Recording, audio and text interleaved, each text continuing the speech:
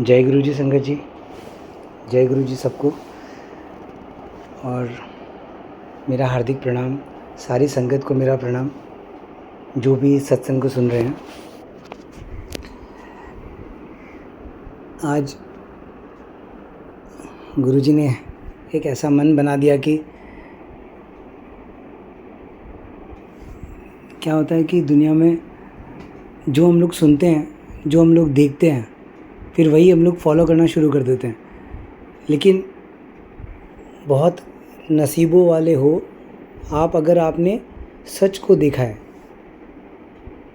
सच यानी एक सच होता है परमात्मा और एक सच होता है जो दुनिया का सच।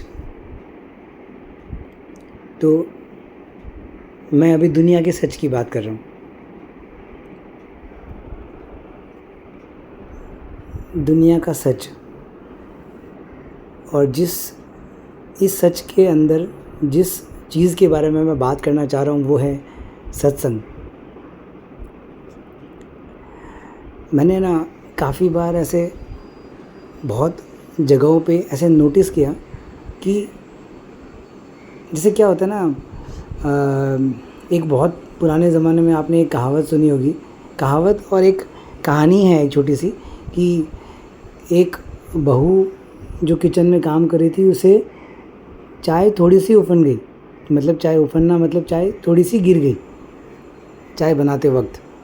तो जिसने इसको देखा उसने बाहर जाके बताया कि बहू से चाय गिर गई। तीसरे ने दूसरे से सुना तो उसने बताया कि बहू ने चाय गिरा दी।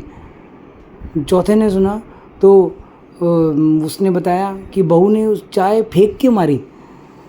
तो ये जो चाय का एक पोर्शन होता है ना, जो बाहर निकल गया था, उतने से बात को समझाने के लिए जब एक से दूसरा, दूसरा से तीसरा, तीसरे से चौथा वो जब पहुंच जाता है तो वो बात कहीं की कहीं पहुंच जाती है।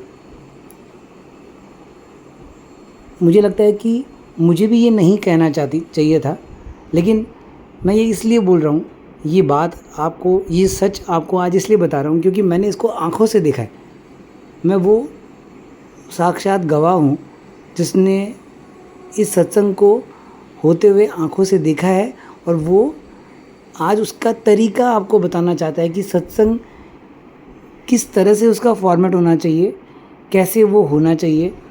मैं बस उस सत्संग को देखी हुई, आँखों देखी घटना आपको पूरी बताऊंगा। आप उसके अंदर अपने आप समझ जाओगे कि कैसे क्या होना चाहिए। ये सत्संग जिसकी मैं बात कर रहा हूँ, ये सत्संग हुआ था, इस सत्संग का नाम था एनुअल सत्संग, जो कि रघुवीर अंकल के घर पे हुआ था। अब रघुवीर अंकल को जो लोग नहीं जानते, मैं उनको बताना चाहता हूँ कि रघुवीर अंकल वो है जिन्होंने 1985 से लेकर 2007 तक फिज़िकल रूप में गुरुजी की सेवा की है। मैं फ़िज़िकल रूप पे इतना फोकस इसलिए कर रहा हूँ क्योंकि उस समय गुरुजी मौजूद थे और वो आज भी गुरुजी की सेवा करते हैं। अब वो सत्संग के माध्यम से सेवा करते हैं, सत्संग करते हैं। अब वो जैसा गुरुजी ने उनको हुक्म किया वो उस तरह से करते हैं। तो जिस इंसान ने 1985 से लेकर 2007 यानी 22 साल लगातार, 15 और 7 22 साल लगातार जिसने सेवा की हो गुरुजी की, 24 घंटे वहाँ रहना, 24 घंटे सुबह उठना, रात को सोना, फिर वापस सुबह उठना, उससे लेकर पूरा ये कंटिन्यू उनका एक ही जगह पर होना, गुरुजी के साथ होना। तो उस इंसान को अगर गुरुजी के बारे में नहीं पता होगा तो मुझे लगता है और किसी को भी नहीं पता होगा। और ये वो है, रघुवीर अंकल वो इंसान है जिसको गुरुजी ने आशीर्वाद दिया था कि मेरे संगता के घर सत्संग कर, और सत्संग करने का उनको आशीर्वाद दिया और उनको ये बुद्धि भी दी, क्योंकि बुद्धि भी देने वाला वही है। उन्होंने बुद्धि भी दी कि सत्संग का जो रूप होना चाहिए वो कैसा होना चाहिए। और वो रूप जब मैंने देखा तो मैंने जो देखा मैं आपको वो अब बताना चाह रहा हूँ। तो ये बात है 31 मार्च 2025 की, जब रघुवीर अंकल के घर पे लगभग मुझे लगता है शायद अलग अलग जगहों से, मतलब दिल्ली, मुंबई, गुवाहाटी, कुछ कुछ लोग बाहर से भी, आउट ऑफ द कंट्री भी आए थे। मुझे जगहों का नाम याद नहीं, लेकिन कुछ कुछ जगहों से आए थे। गुड़गांव से भी लोग आए थे, इंडिया से तो मतलब काफ़ी जगहों से लोग आए थे, लेकिन बाहर से भी लोग आए थे। और ये सारी संगत मिलके मुझे ऐसा लगता है 1500 से 2000 संगत शायद उस दिन वहाँ मौजूद थी जब ये सत्संग जलंधर में हुआ। और मैंने जो देखा वो शुरुआत कुछ, सबसे पहले शुरुआत हुई एक ओंकार से। देखो ये बातें बहुत नॉर्मल है, आप इसको नॉर्मल ही सुनना। आप ये रोज़ जो जो संगत सत्संग करते हुए आ रही है वो रोज़ शायद हो सकता है इसी को फॉलो कर रही है, तो वापस सुनोगे तो पक्का हो जाएगा। और जो जो इसमें थोड़ा भी ऊपर नीचे अगर किसी का है तो उसको समझ आ जाएगा कि मुझे इसको चेंज करके इस फॉर्मेट में ले आना है, ताकि गुरुजी की वो मर्ज़ी पूरी हो जैसा गुरुजी चाहते थे। तो सत्संग की शुरुआत होती है एक ओमकार से। एक ओमकार जैसे ही आप शुरू करते हो, जैसे ही एक ओमकार शुरू होता है उसके बाद आप जोत जलाते हो। मेरा कहने का मतलब है कि एक ओमकार ख़त्म होने के बाद की बात नहीं कर रहा हूँ मैं। जैसे ही एक ओमकार टेप रिकॉर्डर के अंदर शुरू होता है, शुरू होने के बाद में आप जोत करते हो। और जैसे ही आप जोत करते हो तो 3 चीज़ें मैं आपको बता दूं जो बहुत ज़रूरी है, आपको ध्यान रखना। जो गुरुजी की 3 बहुत इम्पॉर्टेंट चीज़ें, वो है सबसे पहली गुरुजी की गद्दी। क्योंकि जब आप जोत करते हो तो जिस भी शक्ति की आप जोत करते हो उस शक्ति को उस समय वहाँ आना होता है। ये बात अगर आपको पता है तो अच्छी बात, नहीं पता है तो आप समझ लो कि जब आप जोत करते हो तो जिस भी शक्ति को आप याद करके उसकी जोत कर रहे हो तो उस शक्ति को उस समय वहाँ आना होता है। तो अगर आपने गुरुजी की जोत की है तो गुरुजी उस समय वहाँ आएंगे। अब अगर वो आएंगे तो उनको आप कहाँ बिठाओगे? तो इसलिए वो गद्दी होना, गद्दी बड़ी होना, छोटी होना, सुंदर होना, नहीं होना, ये सब आपके ऊपर है, आपकी भावना के ऊपर है। मगर गद्दी होना, साफ़ सुथरी होना, ये इम्पॉर्टेंट है। साफ़ सफाई बहुत इम्पॉर्टेंट है, इस बात पर आप ज़रूर ध्यान देना। गद्दी होना। दूसरा, रोशनी होना। जहाँ पे भी गुरुजी आते हैं ना, जहाँ गुरु बैठता है, जहाँ गुरु की संगत बैठती है, उन दोनों जगहों पे रोशनी होना बहुत इम्पॉर्टेंट है। आप आंख बंद करके इस बातों पे बिलीव करना, क्योंकि जो बातें बता रहा हूँ वो मैंने देखी है, सुनी है। उसके बाद दो ही तो चीज़ें होती हैं जिससे आप समझते हो चीज़ों को, एक सुनते हो, एक देखते हो। मैंने दोनों किया है, देखी भी है, सुनी भी है। तो दूसरी बात मैंने आपको बताई कि रोशनी होना। तीसरा, जो भी टेप रिकॉर्डर जिसके अंदर आप ये बजा रहे हो, जो भी स्पीकर सिस्टम आपके पास है, उस स्पीकर सिस्टम का जो साउंड है वो एक लाउड नहीं बात कर रहा हूँ मैं, लेकिन एक अच्छे साउंड पे होना चाहिए। गुरुजी साउंड हमेशा ऊंचा रखते थे। अब वो क्यों रखते थे ये मैं जानता नहीं, लेकिन जो मैंने समझा वो मैं आपको बता रहा हूँ। जो मुझे समझ आया कि जब साउंड थोड़ा सा ऊंचा होता है तो आपका ध्यान इधर उधर कहीं नहीं जाता, आपका ध्यान उसमें लगा रहता है और आप उसमें डूब जाते हो।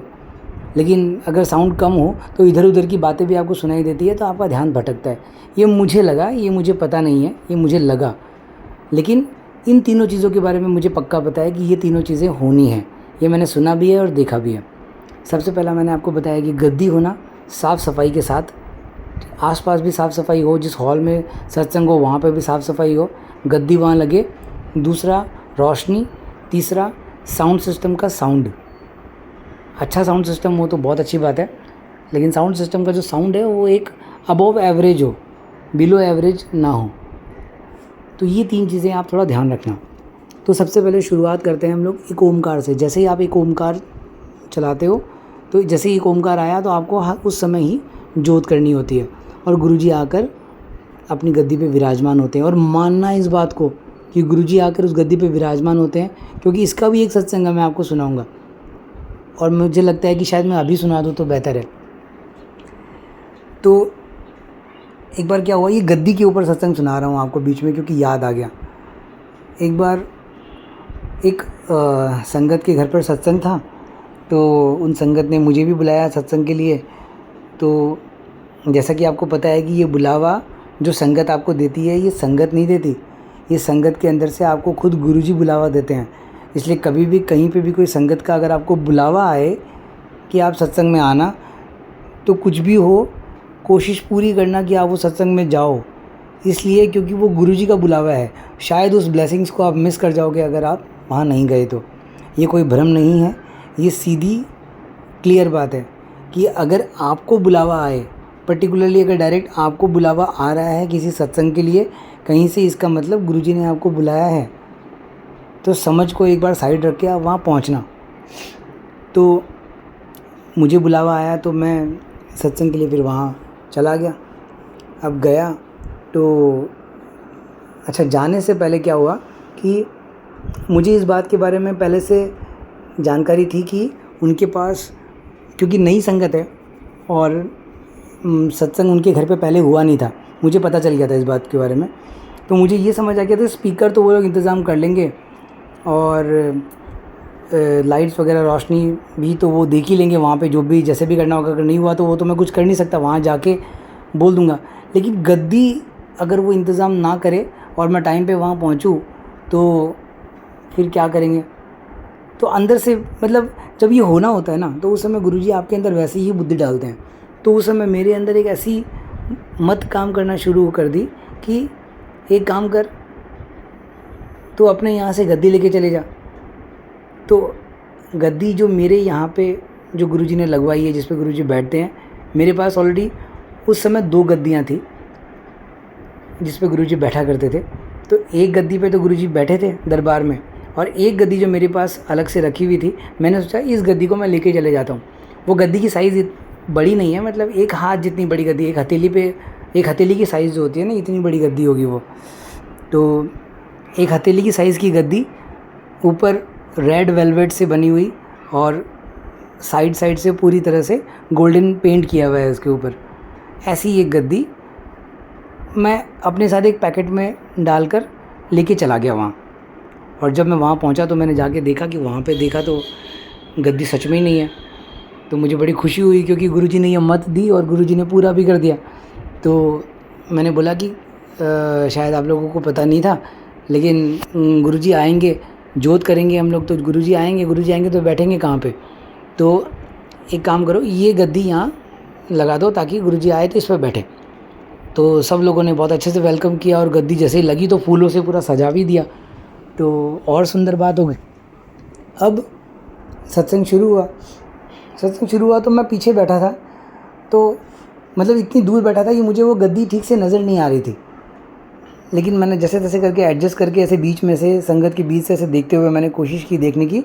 तो गद्दी को देखा तो देखते ही मुझे पता नहीं क्यों ऐसे अंदर से एहसास हुआ कि यार गुरुजी आप आए हो, गद्दी आपने मंगवाई है, उसको सजवाया है यहाँ पे और आप बैठे भी हो। आज कुछ करो ऐसी कृपा कि मुझे भी आपके दर्शन हो जाएं। तो देखो, ऐसे भाव आपके अंदर भी आए होंगे, काफ़ी बार आए होंगे, लेकिन हम लोग इस तरह के भाव को कभी कभी रोक देते हैं। कभी दिमाग के कारण रोक देते हैं, तो कभी इम्पॉसिबल समझ के रोक देते हैं। लेकिन इस तरह के भाव आए ना, तो मैं बोलता हूँ उसको आने दो। क्योंकि मैंने पहले भी आपको सत्संग में बताया कि दिमाग से कभी भी आप गुरुजी के आसपास भी नहीं आओगे।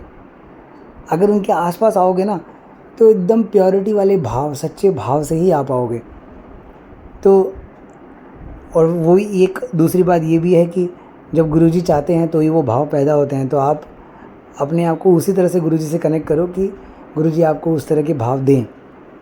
तो मैंने गुरुजी को ये अरदास की, बाय डिफ़ॉल्ट एक अरदास हो गई कि गुरुजी अगर आप यहाँ हो और गद्दी पे विराजमान हो तो दर्शन भी दो, मेरे भी भाग खुले, मैं भी आपको देख पाऊँ।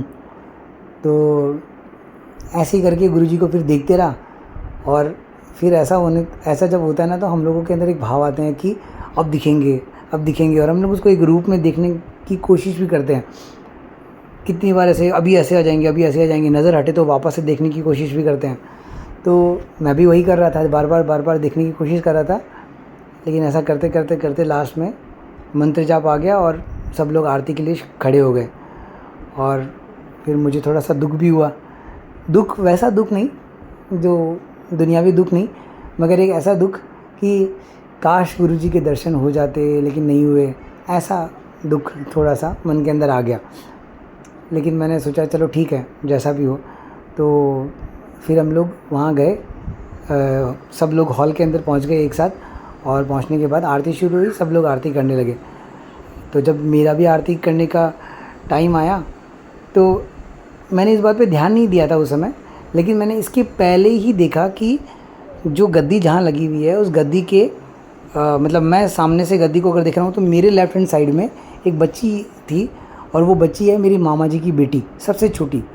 मतलब वो मेरे ख्याल से उस समय रही होगी कोई 10 साल या 11 साल की, मतलब 10-11 साल की, जिसको बातें बनाना नहीं आता, जो प्योरिटी लेवल पे जब तक बच्चा होता है। मतलब मुझे लगता है कि 12 साल से पहले एक शब्द में एक लाइन भी आता है ना कि 12 साल बालपन बीता, 20 बरस किछु तप न कियो, 30 बरस किछु देव न पूजा। तो वो 12 साल, तो 12 साल के पहले एक बच्चा प्योरिटी लेवल पे ही होता है, तो वो उस प्योरिटी लेवल पे ही थी।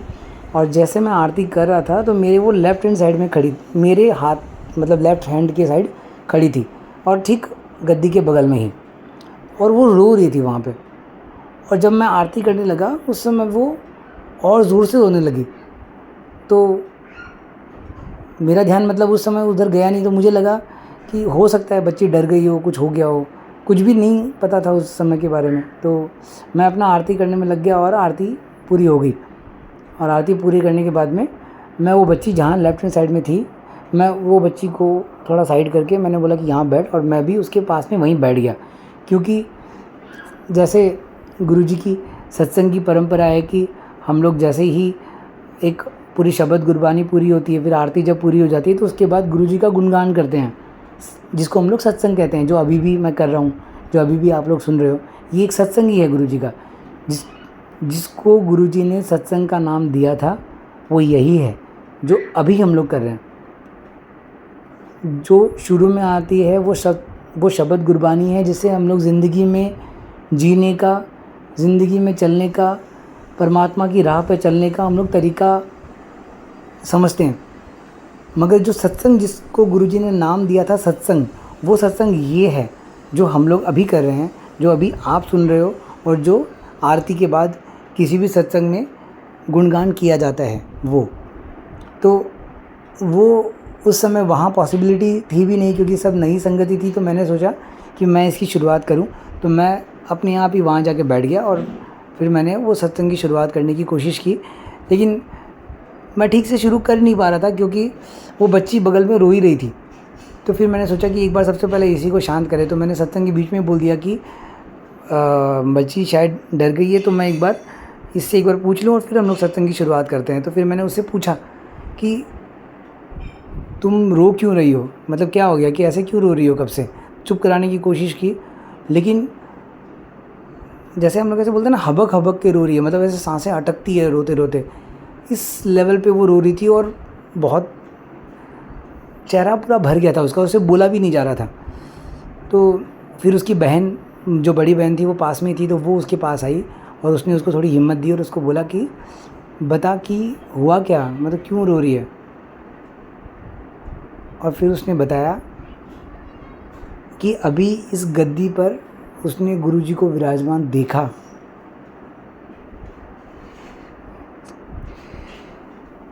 तो जब मैंने सुना तो मेरे भी पूरे शरीर के रोंगटे खड़े हो गए। और फिर वो बोलते बोलते ही वो बता रही थी, फिर उसने बताया कि जब मैं आरती कर रहा था, आप ध्यान देना कि इस बात के ऊपर, ये बात मेरी या किसी की नहीं है, ये बात एक संगत की है जिसने गुरुजी के दर्शन मांगे गद्दी पर। तो उस बच्ची ने बताया कि जब भैया आरती कर रहे थे, मेरे बारे में बोला कि जब भैया आरती कर रहे थे तो उस समय गुरुजी गद्दी पर विराजमान थे।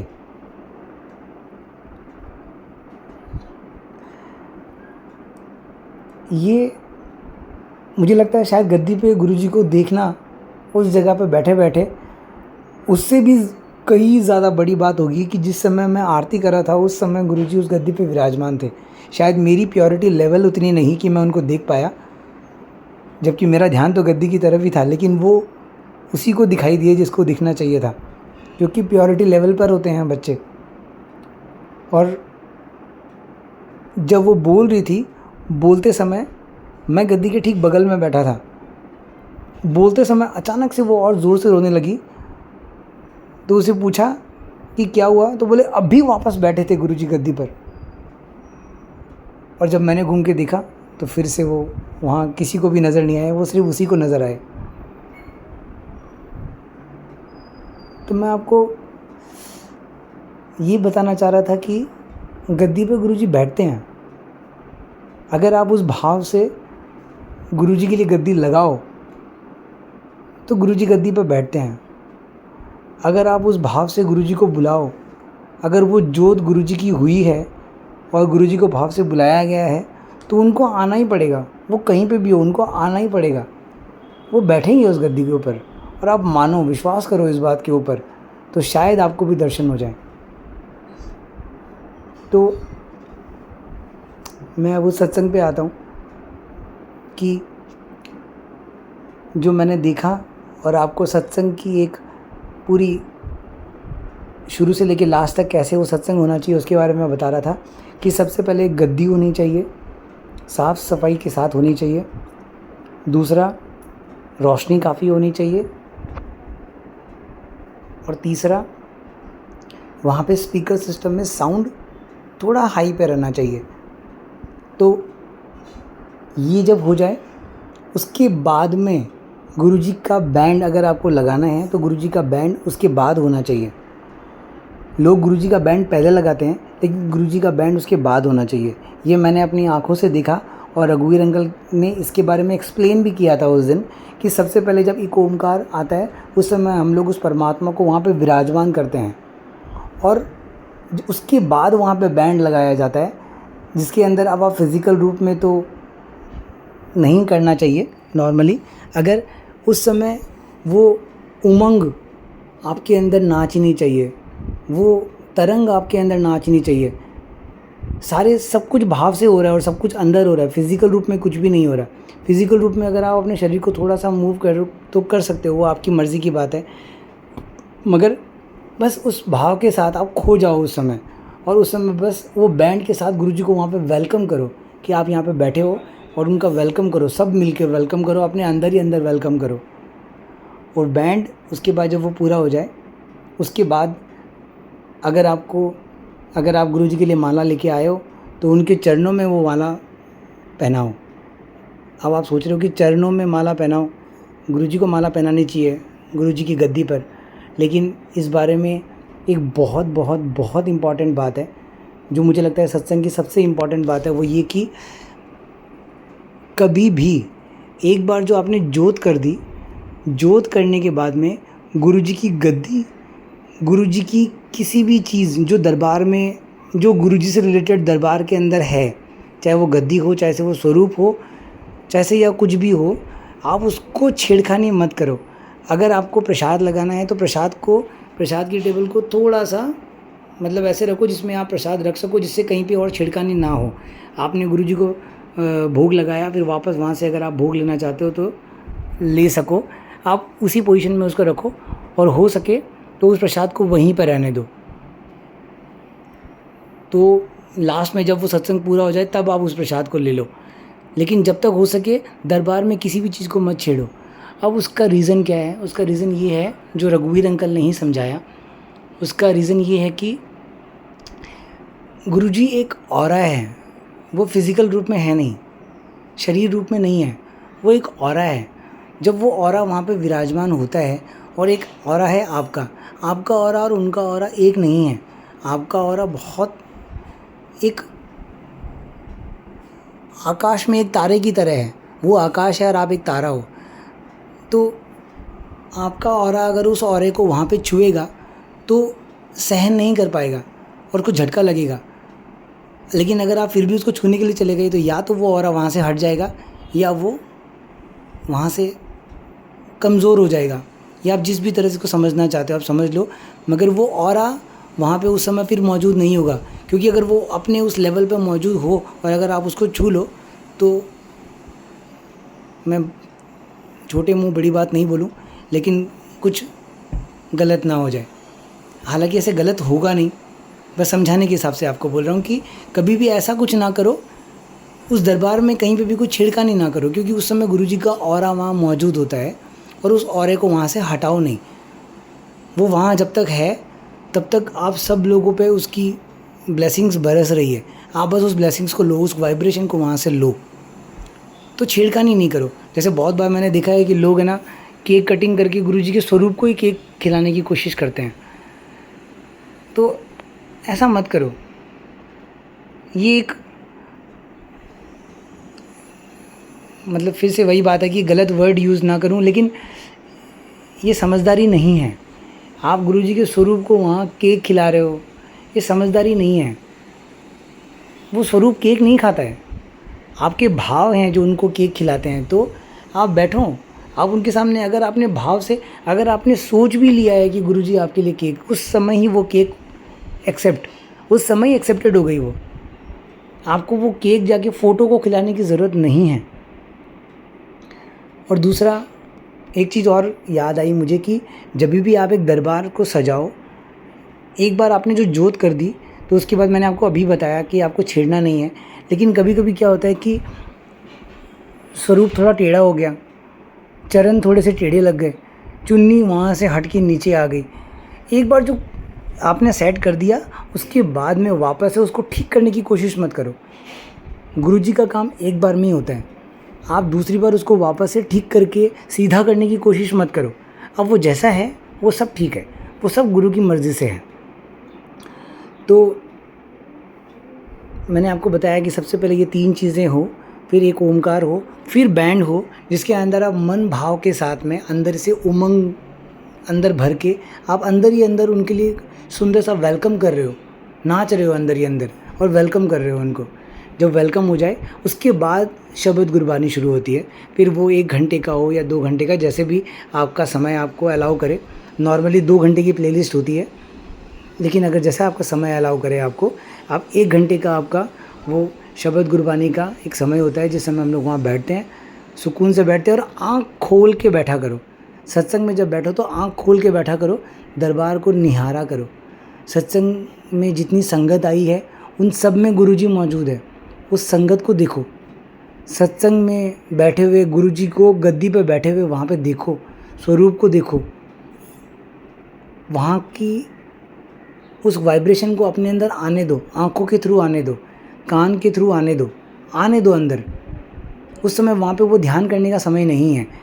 आँख बंद करके जो आप ध्यान करते हो वो आप अकेले रूम में बैठ के रूम को लॉक करके किया करो, सत्संग में नहीं किया करो। सत्संग में आप वहाँ पे निहारा करो गुरुजी को, उसको वाइब्रेशन को आने दो अपने अंदर। फिर जैसे शब्द गुरबानी पूरी हो जाए तो उसके बाद आता है आपका आनंद साहिब, जो आप सब लोगों को पता है, जिसकी शुरुआत होती है आनंद पया मेरी माए सतगुरु मैं पाया। मुझे शुरुआत शायद याद नहीं आ रही, यही से शुरू होता है, लेकिन जो भी है आपको समझ आ गया होगा कि आनंद साहिब उसके बाद, और उसके बाद आता है मंत्र जाप। तो मंत्र जाप भी वही जो गुरुजी ने शुरू करवाया था, और सदा मोहन या ऐसा ही कुछ नाम है उनका, मुझे याद नहीं आ रहा, मगर आप सबको पता है, आप लोग सब वो मंत्र जाप शुरू से सुनते हुए आ रहे हो, गुरुजी के समय से उसको सुनते हुए आ रहे हो। वो गुरुजी का ब्लेस्ड मंत्र जाप है, कोशिश करो कि वही मंत्र जाप आप सुनो।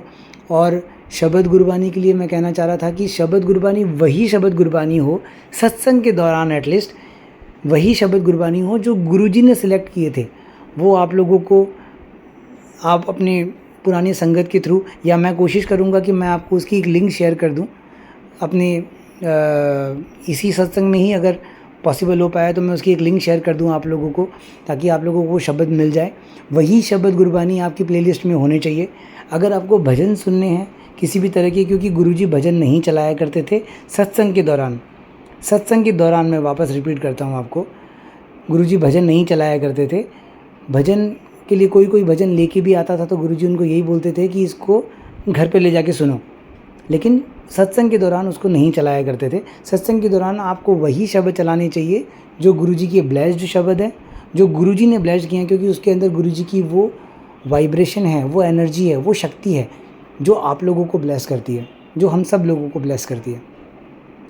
तो वो शब्द गुरबानी हो, और उसके बाद मैंने आपको बताया कि आनंद साहिब जी, उसके बाद मंत्र जाप, और फिर आरती। अगर आप 1 घंटे की प्लेलिस्ट चला रहे हो सत्संग के लिए तो भी अगर पॉसिबल हो, और अगर 2 घंटे की चला रही हो तो पक्का ही, क्योंकि आपके पास समय होता है उस समय, इसका भी एक सत्संग है। लेकिन अभी मुझे लगता है कि समय शायद ज़्यादा हो जाएगा, तो मैं आपको इसके बारे में मैं सुनाऊं। चलो ठीक है, मैं सुनाता हूँ आपको, शॉर्ट में ही सुनाने की कोशिश करता हूँ। कि एक बार रघुवीर अंकल ने, शॉर्ट में सुनाने की कोशिश कर रहा हूँ मैं आपको। रघुवीर अंकल को जब गुरुजी ने फिज़िकल रूप में, जब गुरुजी नहीं थे, तब उन्होंने आवाज़ देकर गुरुजी ने रघुवीर अंकल को कहा कि यहाँ मेरा सत्संग करवा। ये बात है,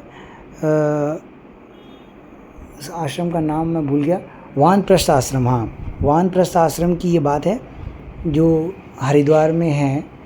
और वहाँ गुरुजी ने कहा था कि यहाँ मेरी संगत के सत्संग करा।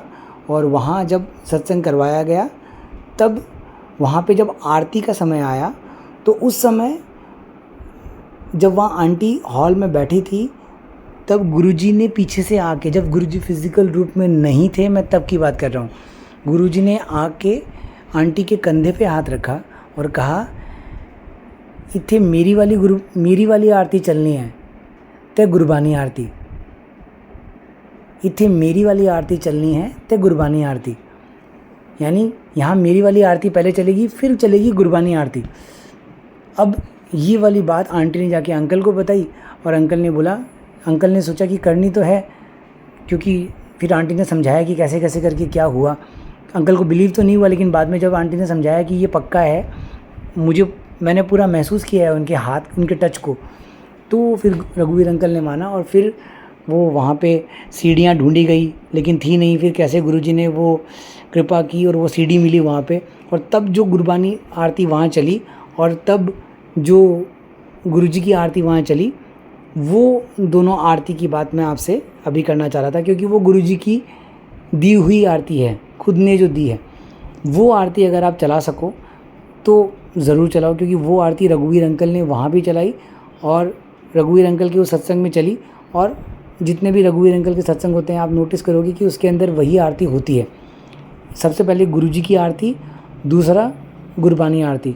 मैं उसकी भी लिंक आपको इस सत्संग के डिस्क्रिप्शन में शेयर करने की कोशिश करूँगा, क्योंकि वो मेरे पास है। तो और इस आरती के हो जाने के बाद आप गुरुजी को प्रणाम करके अपनी अपनी जगह पर बैठो, और फिर वो सत्संग करो। सत्संग यानी गुरुजी का गुणगान, जो अभी हम लोग कर रहे हैं, जो उस समय फिर रघुवीर अंकल ने किया। और ये सत्संग जो गुरुजी का गुणगान है, ये बहुत बहुत बहुत इम्पॉर्टेंट है। बहुत इम्पॉर्टेंट है, मतलब बहुत इम्पॉर्टेंट है। और उस आरती के बारे में एक सत्संग और मुझे याद आ गया, अभी तो मैं आपको सुनाता हूँ। एक बार मैं दिल्ली में अपनी दीदी के घर पे था, और वहाँ पे यही नवरात्रा का ही समय था शायद, जो मुझे याद है नवरात्रा का ही समय था, और काफ़ी सारी संगत आई हुई थी, और सत्संग में सब बैठे थे। तो मुझे उस समय ये सत्संग याद आ गया, जो आंटी को गुरुजी ने ऐसे पीछे से कंधे पे, शोल्डर पे ऐसे हाथ रख के कहा कि इतनी मेरी वाली आरती चलनी है ते गुरबानी आरती। तो ये सत्संग मुझे याद आ गया कि ऐसे एक हॉल था, उसमें काफ़ी सारी संगत बैठी थी, हज़ारों की तादाद में संगत बैठी थी, शायद 1000-1200 के आसपास संगत थी उस समय।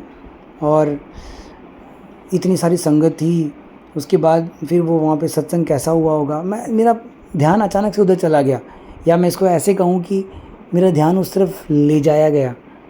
गुरुजी उस समय उस ध्यान को उस तरफ ले गए, तो वो मेरा ध्यान चला गया। और तब मुझे एहसास हुआ कि उस समय आंटी को कंधे पे हाथ रख के गुरुजी ने ऐसे कहा था कि इतनी मेरी वाली आरती चलनी है तो गुरबानी आरती। और जब ये बात मेरे दिमाग में चल रही थी, तब मुझे एक ऐसा एहसास हुआ, मैं वापस कह रहा हूँ कि फ़िज़िकल रूप में मेरे साथ ऐसा कुछ नहीं हुआ, मुझे बस एहसास हुआ कि जैसे गुरुजी मुझे ही कान में बोल रहे हो। तो जैसे ही ऐसा मुझे एहसास हुआ कि मुझे वो कान में बोल रहे हो, तो मेरी आँख खुल गई।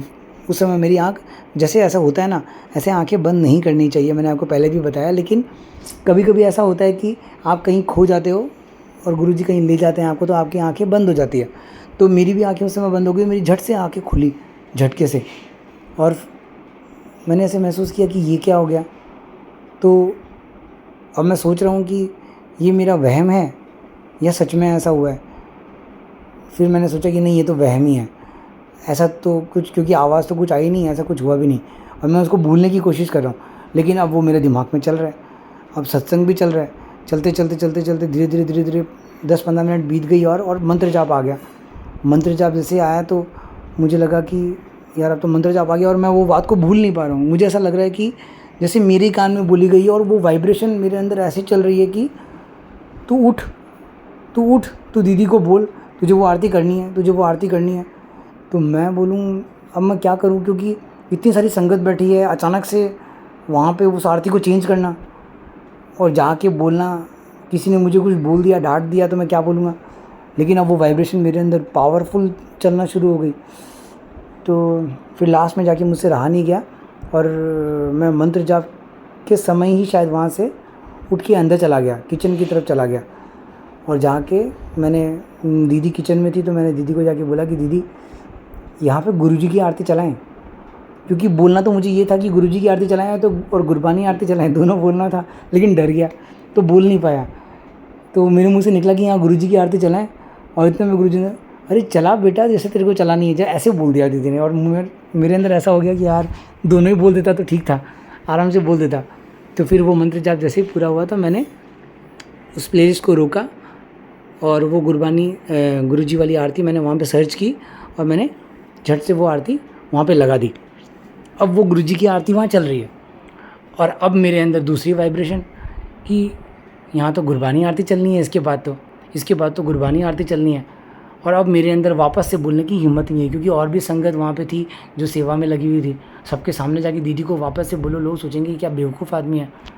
तो लेकिन वो वाइब्रेशन अंदर जो चल रही है उसको भी रोक नहीं पा रहा, ज़ोरदार तरह से चल रही है, वो एकदम ज़ोरों से चल रही है। मैंने सोचा अब क्या करूँ। लास्ट में मुझसे रहा नहीं गया। तो जब वो गुरुजी वाली आरती जब 1 मिनट की और बची थी, तब जाके लास्ट में मैंने दीदी को बोल ही दिया कि दीदी यहाँ पे ये गुरबानी आरती भी चलाएं। तो दीदी मुझे बोलती है तुझे जैसा करना है वैसा कर, तू बस कर। और इतना हंस के बोला उन्होंने, ऐसे लगता है जैसे गुरुजी खुद ही बोल रहे हैं उनमें से कि तू कर, मैं बोल रहा हूँ तू कर। तो मैं फिर उधर गया, और मैंने हाथों हाथ ही वो सर्च करके तैयारी रखी वो आरती। तो जैसे ही ये आरती ख़त्म हुई और गुरबानी आरती लगा दी, अब मेरे अंदर तीसरी वाइब्रेशन। और वो तीसरी वाइब्रेशन क्या कि रघुवीर अंकल ने उस समय बताया था कि वहाँ पे एक लाइन आती है कि फूलन की बरखा बरसावे।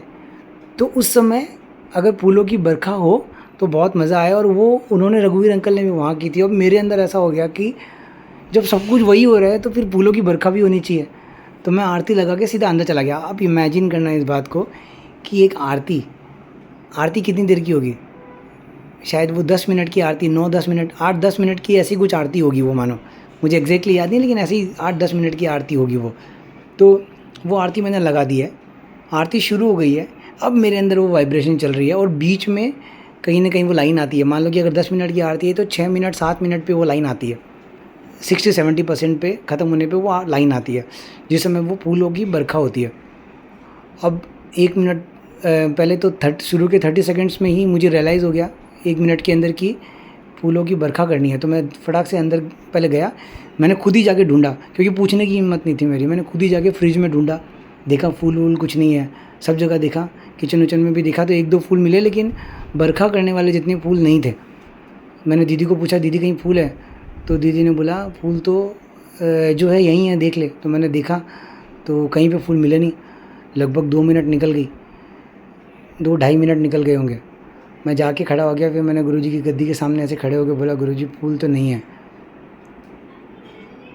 आप सच मानो, जैसे ही मैं ऐसे बोल रहा हूँ ना कि फूल तो नहीं है, तो गुरुजी जैसे अंदर से धक्का मार के बोल रहे हो कि तू जा और लेके आ जा। तो मैं बोला कि यार फूल लेके आ जा, मतलब मजाक थोड़ी है।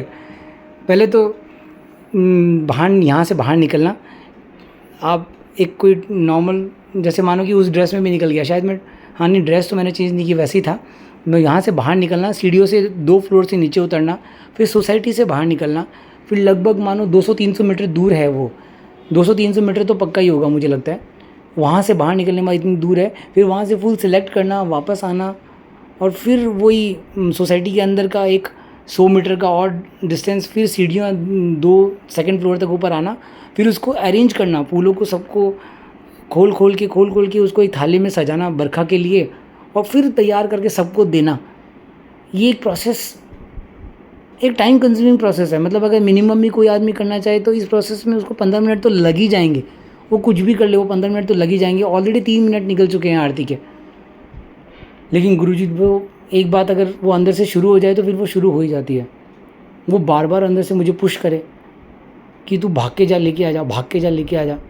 मैं पीछे वाले रूम के थ्रू से, वहाँ से एक दरवाज़ा और है, तो वहाँ से दरवाज़ा खोल के सीधा निकला, चप्पल पहनी और सीधा दौड़ के सीढ़ियों से नीचे, सोसाइटी से करते करते सोसाइटी से बाहर, और पैर मेरे जैसे भाग रहे हों, लेकिन भाग नहीं रहा हूँ, लेकिन पैर मेरे जैसे भाग रहे हों, जैसे उड़ रहे हों।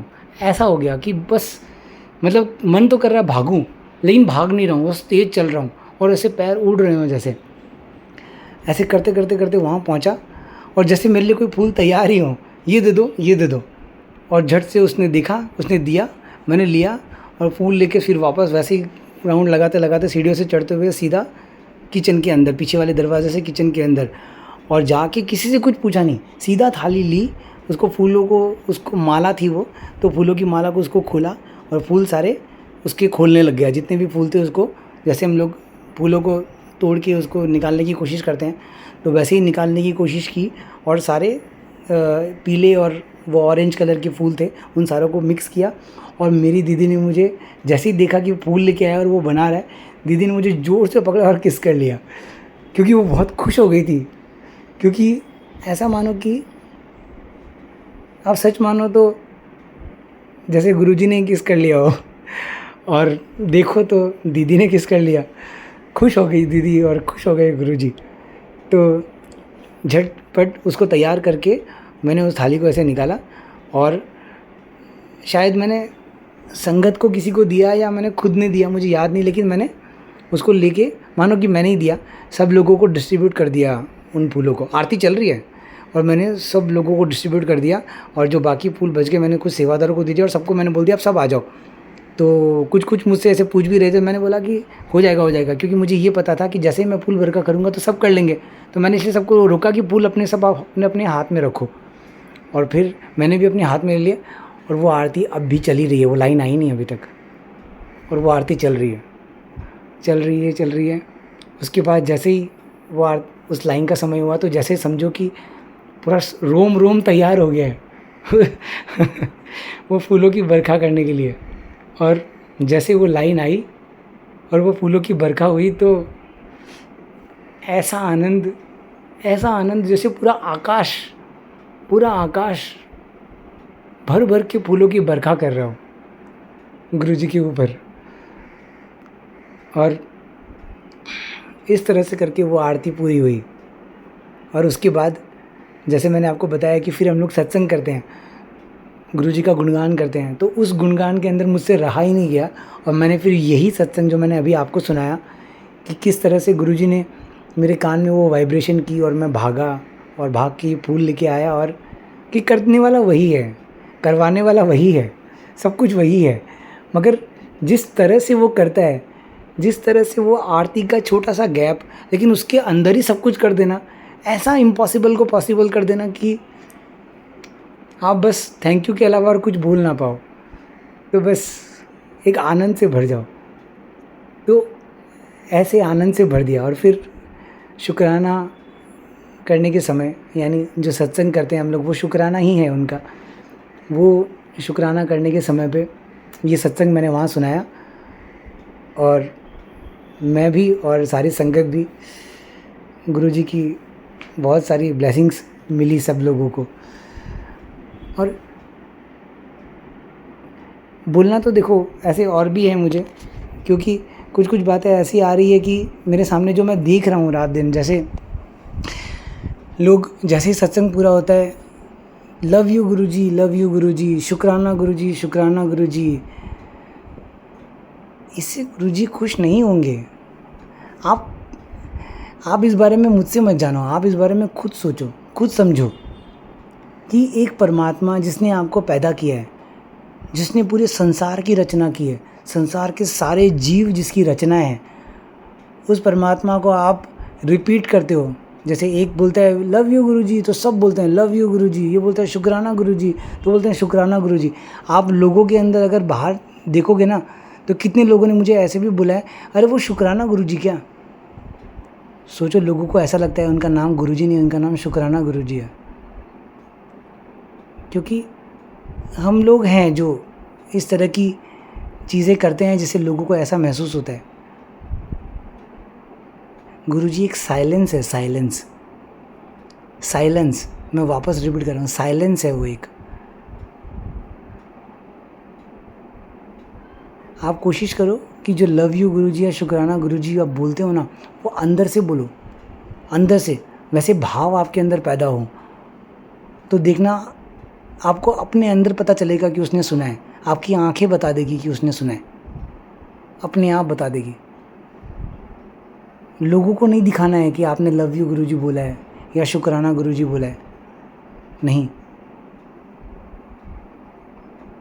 आप कोशिश करो कि गुरुजी के सामने वो छोटी वाली बच्ची थी ना जिसने गुरुजी को देखा, उस लेवल पे प्योरिटी आ जाए आपके अंदर, उस लेवल पे सच आए आपके अंदर कि कुछ दिखावा नहीं करना हो गुरुजी के सामने।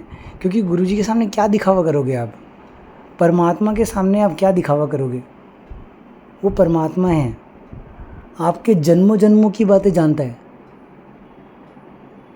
आपके अंदर की, आपके बाहर की सारी बातें जानता है। आप उसके सामने दिखावा मत करो, आप उसके सामने एकदम नंगे आओ, एकदम नंगे, ऐसा नंगा जो कुछ भी अपने अंदर से ढक नहीं रहा है, बस जो है वो आपके सामने है, एकदम खुला। ऐसे आओ उनके सामने, ऐसे हाथ खुला करके, ऐसे आते हैं ना हम लोग, पूरा किसी को हक करते हैं और दिल से हक करते हैं, ऐसे हाथ खुला करके। ऐसे गुरुजी दिखाते भी थे। गुरुजी कहते थे कि तुम मुझे घर बैठ के याद करो, देखो मैं तुम्हें कैसे गले लगाता हूँ, और गुरुजी ऐसे हाथ खोल देते थे। ऐसे हाथ खुला करके उनके सामने जाओ, पूरा क्लीन, और जो है अंदर वो बस अंदर से बाहर आने दो, लोगों के सामने नहीं, गुरुजी के सामने आने दो। देखना आपको बहुत सारे नज़ारे देखने को मिलेंगे। तो संगत जी, आज मुझे आज्ञा दो। मुझे जो मैसेज आप लोगों तक कन्वे करना था, जो गुरुजी ने मुझे अंदर से बोला, जो गुरुजी का अंदर से हुक्म हुआ, वो मैंने पूरा करने की कोशिश की है। क्योंकि चाहते भी वही हैं, करवाते भी वही हैं, करते भी वही हैं। आप सब संगत का बहुत बहुत धन्यवाद और मेरा प्रणाम। जय गुरुजी।